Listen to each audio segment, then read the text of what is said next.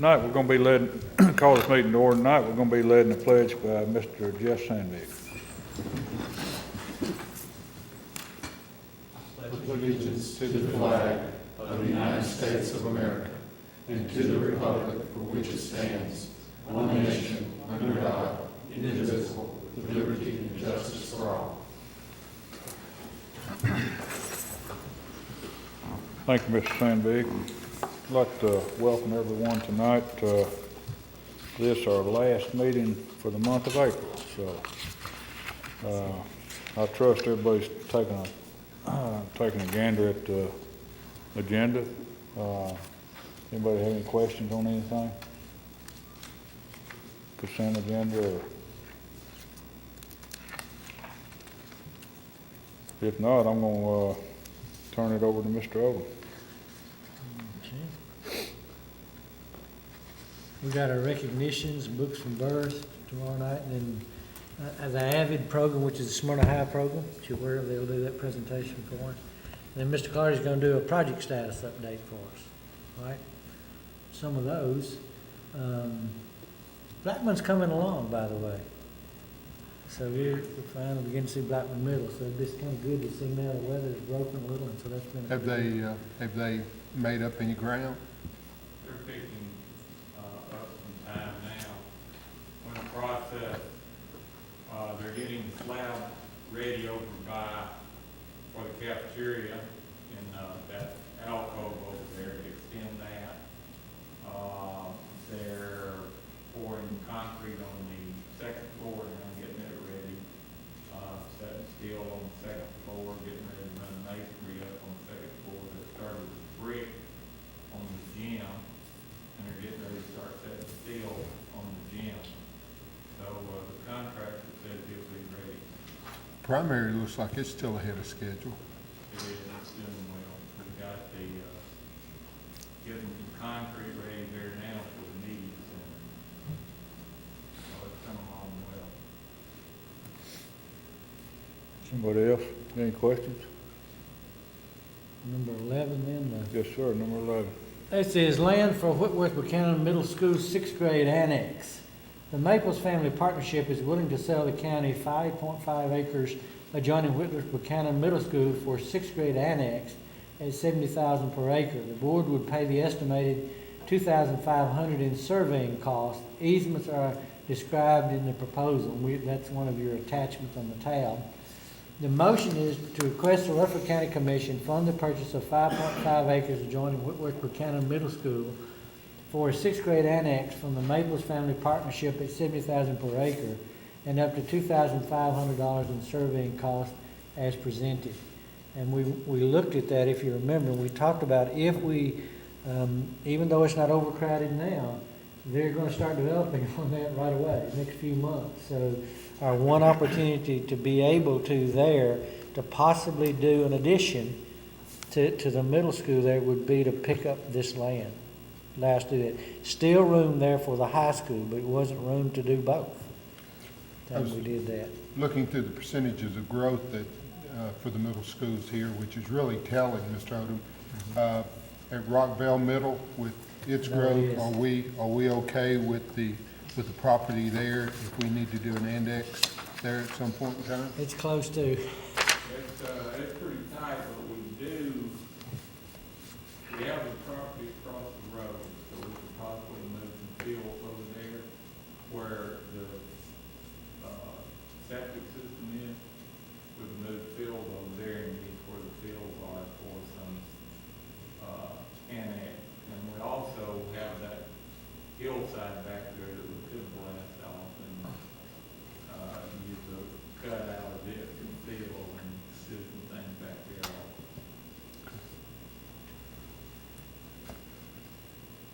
Anybody else? Mr. Odom, you mentioned easements. I see, okay, it's just in description. There's not a map. It's just there in the description. Right. I think Mr. Clark can tell you about where they're looking at doing it, though. You may want to describe it to them. Comes across that front kind of there.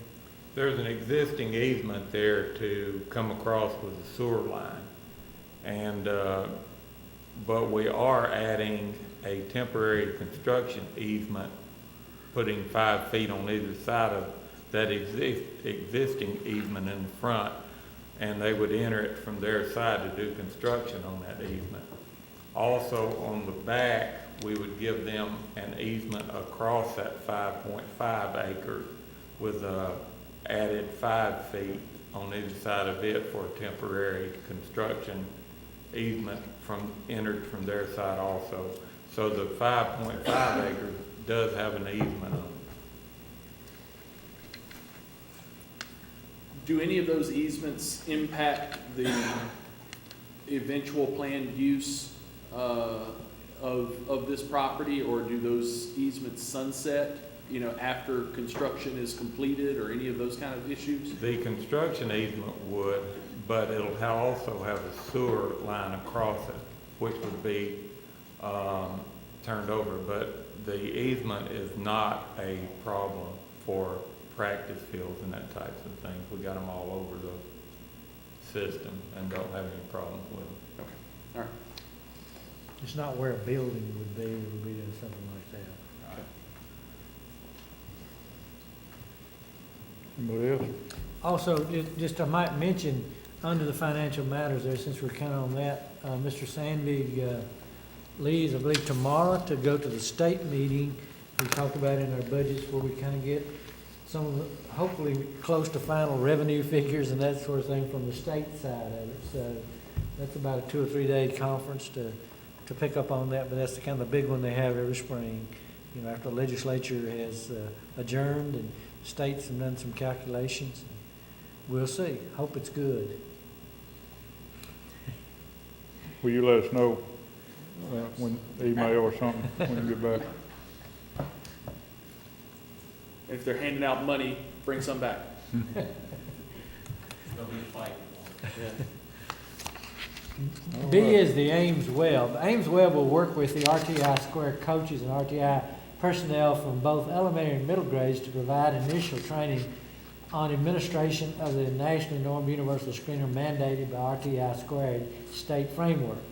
Ames Web trainers will meet with groups of teachers 2 days and offer sustained and intensive professional development on the Ames Web screener. The fee of $7,000 will cover both days of training expenses and materials for participants.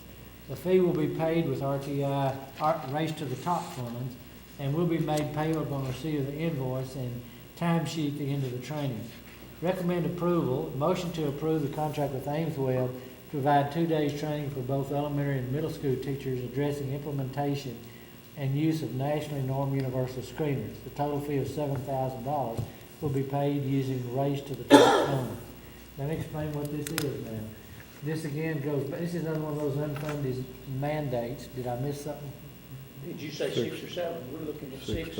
Oh, okay, I need to refresh. It is 6 because we got a bid from them, right, and I should have updated you, it is 6.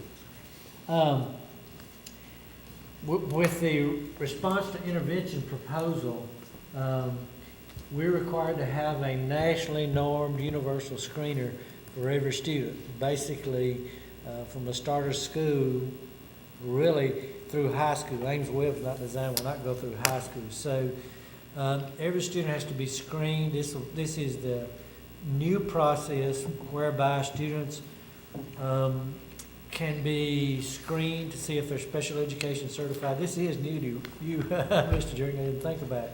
First change, and I don't know when, since we've been in education a long time. It's going to be better, I think, because, and you remember we had to wait on that one standard deviation between their IQ and their performance, and until you hit the magic number, you couldn't be considered for special ed and that sort of thing. Well, this one, with the screener, there's a tiered process of interventions for the student. So the Ames Web, and the city of Musselburgh has used Ames Web this year. They do it for their screener. But it gives us a math and it gives us a reading score to help determine who might need intervention. The process then also has, you're also required to do what's called progress monitoring of the student throughout the year, at least 3 times per year. You have to do a progress monitoring to see how the interventions that you're proposing are working for those students. So, but again, it sure would have been nice if the state's gonna require this, if they would have helped fund some of it, but that hasn't been the case right now. So this is a screening tool for that, that's what it is. It's well-known, this is all over the country. You may have heard of it, it's been around, Ainsworth's been around a long, long time. It's just kind of gotten better as time's gone on. Any questions? All right, C. See, and this, we're getting to year 4 for the Race to the Top, which ends this one up. Race to the Top, year 4 amendment. The Race to the Top, year 4 amendment reallocates a total of $90,129.28 in year 4 RTT funds to instructional materials and supplies account 71,100,429 for our RTT formative assessment project. Most of the reallocated funding was budgeted for staff training and substitute teachers, but will now be used to cover assessments, including part of the cost for the Ames Webb nationally normed universal screener, which is mandated by the RTI squared framework. Recommend approval, motion to amend our year 4 Race to the Top budget by a total of $90,129.28 in instructional materials and supplies for our Race to the Top formative assessment project, which includes Ames Webb national norm universal screener, with the reallocated funds being available within our other Race to the Top projects as presented. The best we can do, since it's an unfunded mandate, is we can use some of this federal monies that came down for Race to the Top and the screening to cover at least for 1 year the cost of this Ames Webb chunk of it. So that's what we're trying to do, is reallocate that. We've done a lot of things with that. If you remember, we only had one person employed under this. That was Mr. Whittington, which was our data person. So we didn't go out and employ a lot of people, knowing it's going away. We bought materials for really all the grades, starting with the K through 5 up. We bought hands-on math on the first year. I was still in instruction at the time. We phased that in over time. Used it for a lot of training for teachers, things like that, instead of us having to come up with it some other way. I think we spent it very wisely. We can give you a breakdown on the whole thing if y'all would like to see it sometime with a 4-year program, but this is probably the last amendment, Mr. Sandy, probably for this. Maybe one more cleanup at the end or something. And I have wondered if there's a chance there may be a supplemental appropriation. If the state has money left over, if they would, that would be nice. I've heard that, but it happens sometimes. See, the state received about $500 million, 501. Ours was 3,500,000, 100,000. Other counties. My memory's leaving me on that now. Total amount, be 4 years ago now. Race to the Top. Our allocation was so. 4 million. It was less than 4, a little bit more than 3, Yeah, a little it's less than 4 for our allocation. So, if the state, possibly, maybe you'll hear that this week too. Yes. If there's some monies left over in the state's Race to the Top, possibly we could apply for a grant again and get some of that residual. Well, I'm pleased that, that we did not use, and I'm talking about as the central office and as a I know. board, that non-recurring money for positions, because it really has left some districts somewhat in the lurch, trying to make that money back up as it's gone away, so. We actually, my goal, again, I was in instruction at that time, but my goal was, when Race to the Top's gone, we got something left we can use. Yeah, And so we put the manipulatives in, and from our middle schools through high school, we purchased the licensing and thing for the Compass Learning, which we use some now for our online schooling, for our remediation program for kids, the individualized programs. They were very expensive programs to get those in place. That we spent it on things that have longevity for us as a system. So did not spend it on something that would be a reoccurring, but we actually own the Compass Learning. We own the manipulatives, that we purchased through that. So I think we did a good job. We can give you all a summary of that. We'd like to see certainly how it was all used. it would have made the budget process that much more difficult, Right. trying to deal with replacing that non-recurring funds, those non-recurring funds. Anybody else? All right, Mr. Odom, you wanna go over this? I did place in your folder today, this is the 7th month report, which actually ended on the 8th of April, of course, for the 20-day report. And this is compared, your difference at the end, your percent change is related to this end of the 7th month last year. So we compared the same period to same period. The difference is we're up 1,206 over the end of the 7th month last year. And the change for the year so far, for this period is 3%. And we built our budget, if you remember, Jeff was talking about somewhere from that 3 to 4. So we're up 3. If it goes more than that next year, of course, that puts additional strain on it. So I think we've been kind of on target. You really see some noticeable things in there if you'll pick up. Of course, we expected Laverne High, Smyrna High, and Blackman High to decline because we rezoned. And that was that first year, mainly freshmen and sophomores. Next year, the first year of the grandfathering will expire, and then after next year, though, we should be back pretty much to the zone lines. But just to point out some interesting pieces in there, I'm still seeing Laverne grow. When I look at Laverne Lake, I look at Roy Walden and some of those. We keep talking about there's not much land down there where they're building, but there's apartments and things going in. So you get up to that 4 to 5% range still running down in that Laverne area, which is a little bit surprising to me. That's your area. There's been a huge amount of vacant property as well that's been sitting in foreclosure, and that is also being occupied, and so there's a substantial amount of that is coming in. The Rock Springs Elementary and Rock Springs Middle there are 3 and 3.8 respectively. And Rock Springs Middle, I can see next year, he's 8, let's see, Rock Springs Middle, he's 1,018 right now and grew 3.8%. They have also now, Polly Pulett's parents' property, that if you come back from the interstate and up to Rock Springs Elementary School, that large farm has now been sold to developers.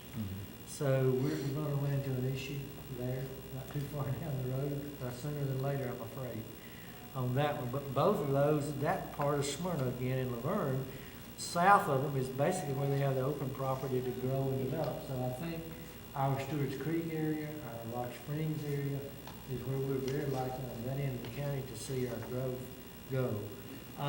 The other, I think, thing, look at Rockvale Elementary and Rockvale Middle. We said it took a little hiatus or slowed down for a little while. And boy, that just wasn't true of Rockvale Middle. They're up 13.3%. Huge growth there. So that's an issue for us. A very appropriate question earlier, I think, when we think about that, because if you see their enrollment at 982, they're also going to be in some of that same situation. But we also already know that Stewart's Creek High, and Mr. Zager, I'll go back to you. We've looked at the freshmen entering, basically that's in that zone, and how much growth do they have We basically? currently have about 514 freshmen in there. We're expecting a similar number. Stewart's Creek High will grow about 350 students between the end of this year and the beginning of next year, with the students that are coming from the other schools because of the grandfathering starting to be expiring, and just basic growth in that area as well. Looking at the numbers of students from the bigger schools, I'm expecting at least 350 students in So growth. you can take their 1338 and then add about, without any more building, just simply the expiration, because we can count them pretty well because we know the buildings and feeders. So they're going to be well over 1,600 next year. I think there'll be about 1,650 to 1,675. Stewart's Creek Middle is also continues to grow 5.3%. Stewart's Creek Elementary We've held that one a little tighter, it's 2.3, but for an elementary school, I mean, they're now at 840, you know, and do 19, which is a classroom, so they're beginning to, we really do not have rooms to place portables at Stewart's Creek very well at all, especially with the elementary and the middle. That's just not going to be a good option for us there, hardly at all, that piece of property. But anyway, you also see some interesting figures. Whitworth Buchanan grew by 6%. You know, so we know on that one, that was, we're beginning to see in all those areas where development is happening, we're beginning to see some numbers for those that I pointed out that are above that 3% that we talked about overall for growth. So that's for you to study and kind of look at and see how it goes. And I look at Veterans Parkway and all I know. of that land. I mean, it's ripe for development. Do we share these numbers with the county commission? We take them a copy very often with Health and Ed. I mean, earlier we had said we were up 1140, you know, kind of, that was the third month, which is really the month we pay most attention to. Sometimes we'll decline a little bit in between, but as I said, I think a meeting earlier to you, I think we're doing a better job of hanging on this year. You know, as I see that number go up, even though you'll have Holloway in places that kids graduate in mid-year and some things like that, when the numbers are still going up in your year end month to the next end month of the next year, you're doing a better job of holding on to them, and you're seeing additional growth also. It would not surprise me at all to see 1,300 to 1,400 next year. From what I'm seeing in building happening and the apartments. You know, this will not. That's, you get the high school size there, that's not elementary or middle, either one. And that we just do not have reserve capacity, that's our issue. You know, development is certainly a part of it, but I think that it's worth us also noting that our school's success and the performance that is taking place in the classroom, the commitment from our teachers is a magnet for anyone around if they can get into Rutherford County just for the schools alone. Even if they are working a job outside of Rutherford County, the opportunity to go to a Rutherford County schools is its own attractive component, even without taking into effect the economic prosperity and the jobs that are being created here inside of our county. So it is a good thing. Anybody else? All right, I've asked Ms. Barnes if she'll comment in regards to the job fair this past Saturday. Happy to do that. We had a very successful day on Saturday. This year we hosted the job fair at Smyrna High School. The second year we've been at that school. We try to rotate high schools for 2-year periods, so next year we'll move to another high school. We send out communications to all the surrounding colleges and universities in-state and some out-of-state that we tended to draw applicants from and post those invitations in their career centers. So I think we get a pretty good range of applicants from out-of-state as well as in-state and all of our local universities. This year I think we had about 550 candidates come to the job fair. We don't have them sign in because we really don't want them to have to wait and try to go through that process, but we gauge our number based on the number of copies of school lists that we hand out. And this year we literally handed them to each person in line, so we knew how many copies we had, and we actually ran out by not too many. So we think about 550 candidates were there.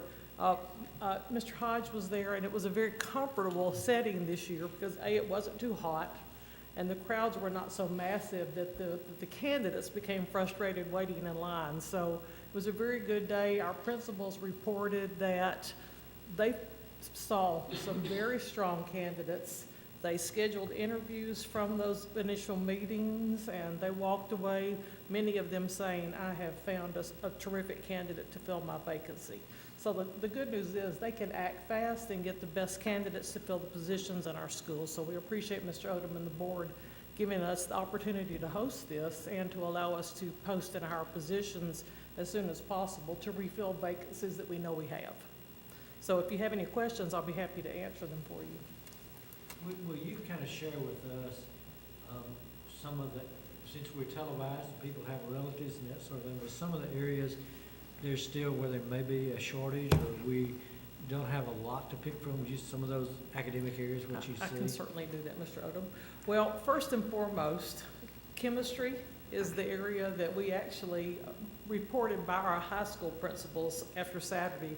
They said they did not see any chemistry candidates in the crowd on Saturday.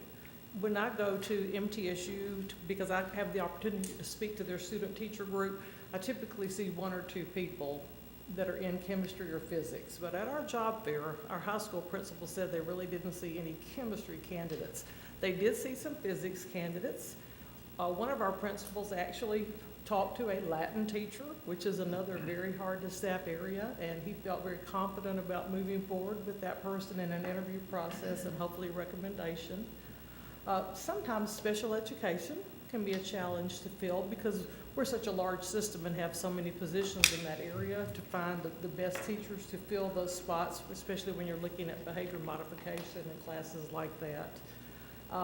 Math seems to have grown in numbers of candidates because, you know, for several years ago we had a shortage of math teachers, so our students coming out of their programs have learned to, if they're a math person, to add that endorsement. So we've seen that number increase over the past couple of years, but we still have a need for math teachers, so we always are looking for strong math teachers to put in our classrooms. But I think your sciences, your physics and chemistry, your math, special ed, Latin, some other foreign languages occasionally are probably our hardest. The largest number of candidates, of course, of our elementary people, our K-5, K-3 certification. There are an abundance of those candidates, so it's pretty tough for them, and we try to reassure them, continue to apply because we have positions open all throughout the summer, so if it doesn't happen immediately, stay with us and you know, continue that process. Don't get frustrated, keep looking. How many, Mr. Joyner? What about, talking about shortage of special ed, do we still have I'd say, several special ed teachers transferring to regular ed? Is that fairly common or? Mr. Jernigan, I don't think that I have seen a lot of that transfer process lately. I don't think so. And I'm not sure that I would call special ed a shortage. I just think that that's a position that we hire fairly often because of our growth in size. But I don't see a lot of internal transfers moving out of special ed. That was an issue probably 3 or 4 years ago, and you remember that. We had several that was going out. But actually, you know, it's supply and demand, which drives it. And students learn that. And when math was a shortage and over a period of time, you get 4 or 5 years out. Special ed, we were telling people at one time, you know, you want a job when you get out, special education's a good area to be. And if you want a job when you get out, math's a good area to be. Right now, we're saying chemistry and physics is probably a good area to be, but we're not seeing the transfer. I'm like you. In fact, I haven't heard of one lately that actually left I haven't either. and went to the classroom from special ed. But Now that we do inclusion more Right. in the classroom, actually the special ed teacher, that unless it's comprehensive development or something like that, they tend to be in the classroom more with the students, and also it's more like a teaching role than it was once upon a time. And I think we have a very good range of Stay, candidates. so to speak. Sir? That tends to make them stay, so to speak. Well, it's a hard job. Yeah. It's a it hard is job, hard but I think job. everybody working together It is hard. through our PLCs has been very supportive and successful. How many new hires you figure you'll have? We were just We talked talking about about that that today. When you consider resignations and retirements, that's the first group. And then we will go through the non-renewal process at the very end of May. And last year, I think we had about 60 teachers in that group. And then continuing throughout the summer, we'll continue to get resignations as people move, their lifestyles change. I really anticipate us to hire about 300 to 350 teachers into positions. not new certainly, but existing positions, and then new based on growth, whatever next year brings, so, and that's pretty typical of our summers. A lot of maternity leaves, interim positions too, that occur.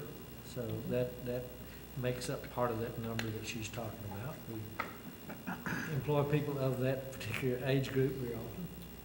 How many applicants will you have available to pick from? Oh, gosh, I haven't looked within the past couple of weeks, but we have about almost 2,000 candidates that have applied through our system that are currently active applicants. We actually roll them off our system after, 2 to 3 years? Well, they receive emails every 3 months asking if they still want to be considered, and they have to update online. So it's a really good process we use. Wow. I didn't realize you did that. That's great. Much of it's automated with this software that we have now that you purchased a few Okay. years ago. Our principals can, if I need a math teacher, I can go in and screen the list of math teachers and read. But so when they start their interview process, they've done some initial screening of backgrounds and that sort of thing. So it's very efficient. It is. Going through those applications. How many, one other question. Yes, sir. In regards to the retirees reception next week, the 6th, I believe, going back to your numbers, how many retirees you gonna have? I think on our list, now we start our list the day after the retirement reception, and then that carries us into the next year. So we had about 85 names on the list from last May up until now. And then, of course, not all of those will participate in the That's reception. 67 that's going to participate. in Okay. retirement. And that includes classified employees as well. So but the majority, I think, are certified. Anybody else? Thank you. Thank you. Any other general discussion? I'll share a event that happened for me. I was asked to participate in a MTSU special ed class. As the class came to a close, they asked each of the members of this class, and it was a 600 level class, and they said, we want you to bring someone who is invested in education. And when I arrived on Friday afternoon last week, I found Representative Sheila Butts from Columbia was there, as well as Judge Charles Rich from Bedford County, who's the juvenile judge there in Bedford County, among several others.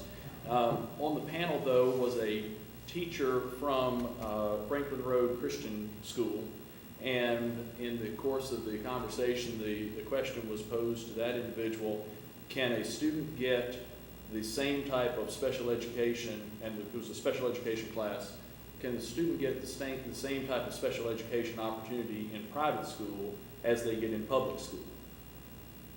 And the individual thought for a moment, and finally she replied, no, I have to answer honestly. The same opportunity is not available in private school that is available in public school. There's a better opportunity for special education in public schools. I couldn't help myself but take the opportunity to point out and reminded everyone, if anyone hears a discussion about vouchers, remember that answer. And with Representative Butts there in the room, I also took the opportunity afterwards to remind her once again of how that answer came to be in that forum. There were a lot of candidates there that are finishing up their degrees, and hopefully they'll find their way to being able to invest like so many others do in Rutherford County students. I read an interesting sentence this morning from somebody writing about vouchers and said, it's so tough on people, so you hand them a voucher and then say, now go shopping. I say that, and I thought about, there's a lot of truth in that when you get down to it, because you don't always have a lot of choices in that situation. Go ahead. I was just going to, in conclusion, we did a lot of good things in the legislative session by being bold and aggressive. And in an email conversation with Lee Harrell that I had recently, who's our TSBA representative there, I encouraged him to not let up and stay aggressive, even as the legislature has stepped away, we need to continue to press those issues, Fight the good fight. indeed. Mr. Fleur? Are we in general comments right now, Mr. Chairman? Mr. Evans, you may know this, and I hope I have this correct, and I don't know that I've seen any email, but I think Central Magnet High School won a chess championship this past weekend or the week. I got an email today from the chess club sponsor, they won the national chess. Okay. He's supposed to be sending me some press release information. And I think the middle school was fourth, and possibly almost 60 schools. So we have with all our other championships, we have a national chess championship now, which I think They is, host, I think it's annual, maybe twice a year, chess competition at Central that's open to the public. So their chess club there is very active. so I'm very proud of their results. Anybody else? I'll just make mention, I think everybody's got your noted change on the policy meeting. We moved it to the 29th. It's in regards to, TSBA's got some changes coming down the way, and they won't be done until the 20th or something like that, so that's the reason for the change, so. If everybody can put that on your calendars, 29th, so. Anybody else? Any other comments? Nothing else, we'll see everybody Thursday. We're adjourned.